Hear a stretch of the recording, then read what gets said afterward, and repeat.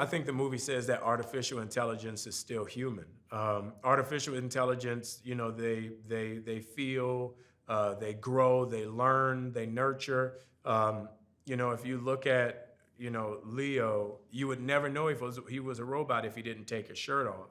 He's a very humanoid example of what a robot could be, but he knows his limitations emotionally when it comes to being a human.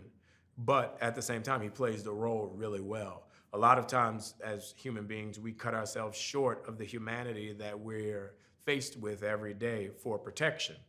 But Leo being a robot, he doesn't have to do that. He can literally, you know, be 100% exposed and not be emotionally hurt. Leo chooses Harp basically because Harp has the ability to think outside the box. If you get the normal soldier in a normal way, he's going to think like a soldier. But Harp has the ability to think outside of, you know, him being a specially trained, created soldier, and Harp basically just being a kid who has no idea what's going on at any point in time. You know, you get to see that father-son, that training day relationship between the two of them with this seasoned veteran and this fresh out the water rookie. I did, what, 2.5 months of just physical training and some Krav Maga and some jujitsu stuff, just because I knew that, you know, when I read the script and talking to Mikhail so much, there was so much of the physical stuff he wanted to do practically. And then we get on set and my stuntman flies over a table on the first day and gets concussed.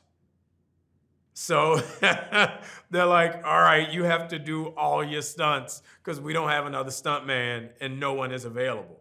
So it definitely changed the game of what we were doing after the first day. The action is really kick-ass. We had a great stunt team, and a lot of the stuff we're doing is, you know, hand-to-hand combat, but also a lot of advanced weaponry tech work, because so many of the things in this movie are futuristic and made up and, you know, things that we created just for the movie. You know, there's a certain vocabulary that we had to create to go along with that. How do you use these big guns? How do these Gumps move? How do these Gumps attack? Because if you look at it, they're two separate Gumps. There's the older Gumps that get down on all fours and kind of become like target weapons. But then there are the Gumps who are actual soldiers who walk around like soldiers and, you know, in soldier form. But then you have the sticky bombs that if you throw it, it's a magnet, so it'll stick to a Gump from however far away and blow up the Gump. So there's so many different aspects of it, so many things that we had to create, a different vocabulary we had to create military-wise. Even just, you know, our wardrobe. Like, we couldn't use practical military wardrobe, so we had to come up with a different color scheme and pattern that would, you know, fit into the idea of a futuristic military. So it's a lot of advanced weaponry and hand-to-hand combat that we utilize to make it look like it's a different time.